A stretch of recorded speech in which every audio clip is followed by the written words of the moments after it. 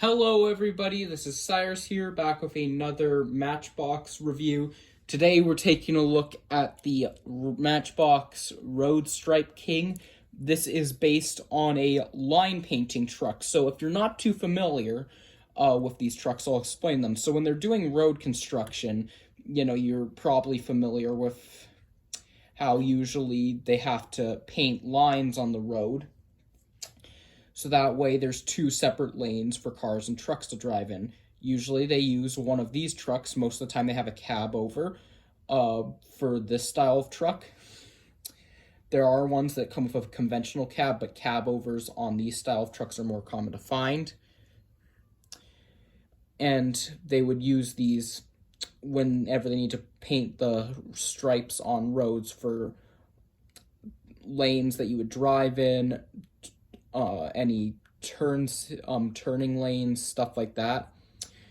So we got in the Road Stripe King in 3 decos. This ink livery would be the 3rd deco.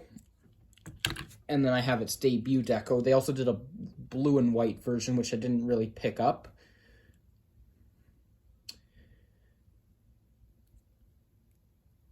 We've also seen this cab before on some other trucks that Matchbox made, like they did a porta potty truck that had the same cab design, a glass truck that also had the same cab, and then there were some other ones.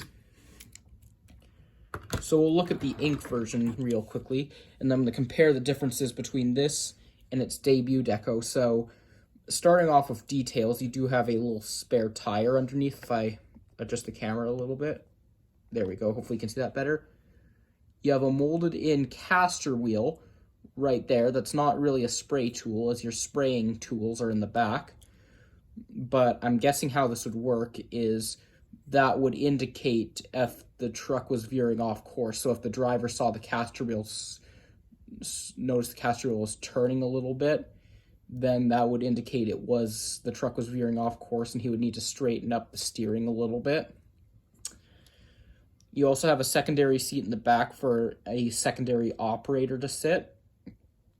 And right next to his seat, there is a little small control console molded into the metal casting right there. And then there's another control console for all the spraying systems. You have all kinds of paint tanks and stuff in the back for where your paint would be stored and when it gets applied to the road.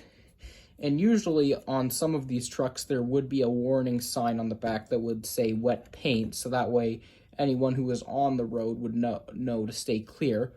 There would also be a stack of pylons in the back of the truck that they would put down next to the painted road stripes, so that would be another safety indicator for drivers to stay clear of the wet paint on the road. So comparing this to the debut deco, and you'll notice that there are some, obviously the decos are different, but you'll notice there's going to be some differences in terms of how the tampons are applied. So you have warning stripes going along the top right there. But then you'll notice these metal pieces here, these metal post pieces have been done. On this one they haven't, but you do have some black paint being used on the horizontal bars for the fencing system, and then the same thing goes with the other side as well.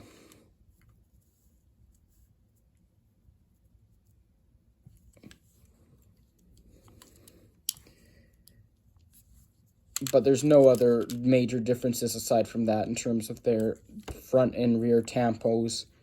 Obviously they're going to have different graphics, but that's just the way it is. But I thought I'd point out some worth noting detail differences in the design aside from the graphics being different. Finally, to wrap things up, I'll quickly test out one of these two trucks. So I'll bring in a piece of paper that I have right here. And what's nice with these is you can actually use them if you were drawing lines on the road. So you take like either a crayon or a colored marker or something, put it into the top of the truck through that little hole right there, and then draw the line for your road.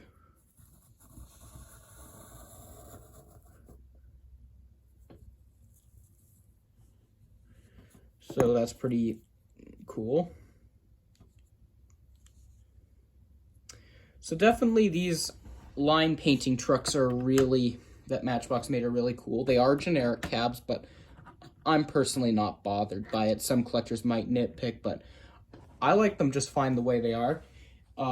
I highly recommend these if you're collecting most Matchbox construction vehicles, especially if you collect the ink line, then definitely pick up the ink version.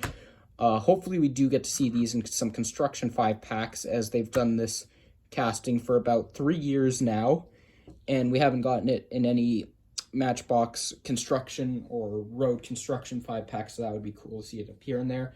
But who knows, maybe for 2024 we might see that happen. Until then, that wraps it up for this video. Thanks for watching, guys. I'll see you in some more videos very soon. Have a good, safe rest of your day, guys. Bye.